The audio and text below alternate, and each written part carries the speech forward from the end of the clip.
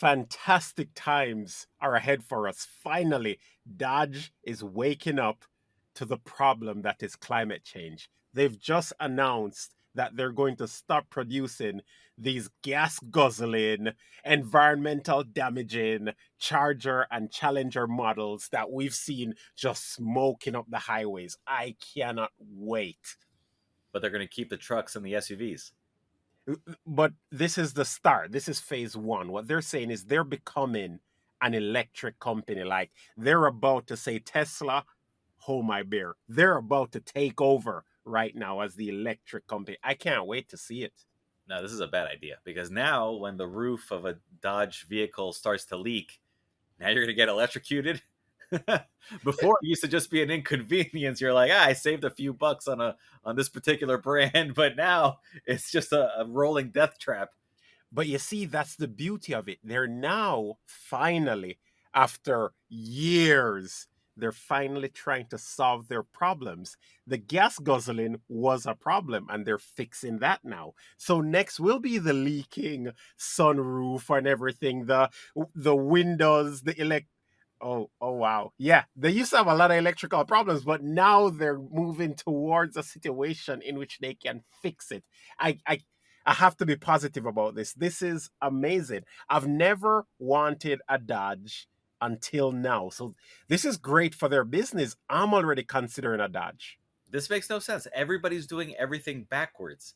So you have Dodge, you have Hmm. BMW, you have Hmm. Chevy, you have Ford, you have Tesla, you have I that mean, Toyota. Toyota, you have that direct competitor of Tesla that only makes electric vehicles. I don't remember the name because nobody cares about them.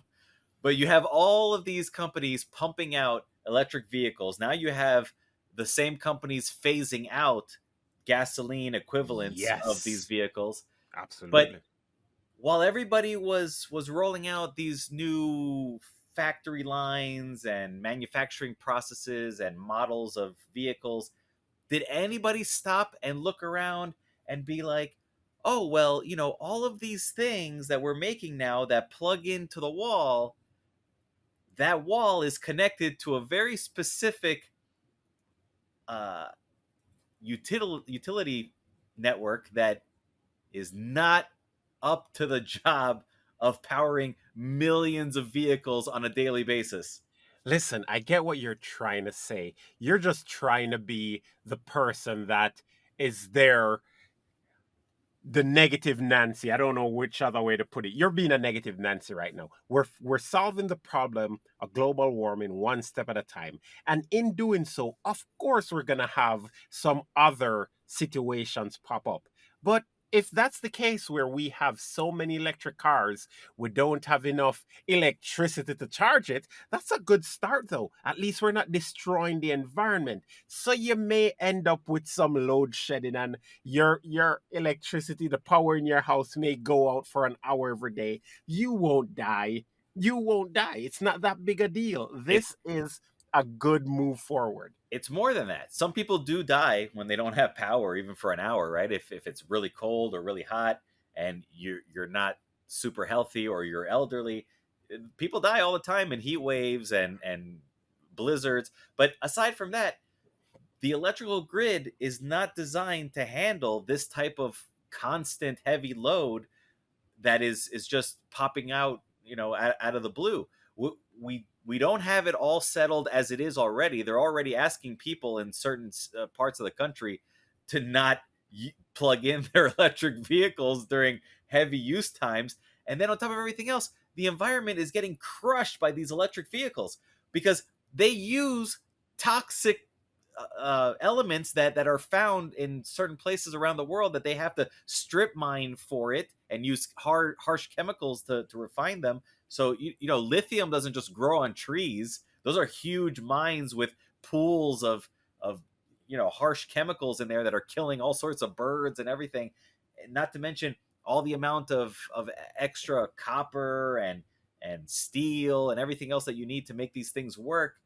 It's and then unless you're putting your entire electrical grid on nuclear energy, there this is making everything more carbon intensive than just going off of gasoline directly, because those uh, power stations are being fueled by coal, liquid natural gas. So, it's not like you're plugging into the wall and it connects directly to the universe and you're just getting free electrons. Those electrons are coming from carbon usage. You see? So, news next week, we're going to cut off all of those from the electrical grid. We're going to have a full solar and wind electrical grid. We're just going to have to redesign the grid better. We made the first one, we can make grid 2.0. And Okay. then we're already mining steel and lithium and all of this stuff that we're manufacturing already. So, that's fine. This is just a one time use, though, as opposed to always having to pump that gas in your car. I think it's overall a net good Okay. in our while we aim for net zero. If solar works so well, why don't you stick those panels on the cars directly? You have really great ideas.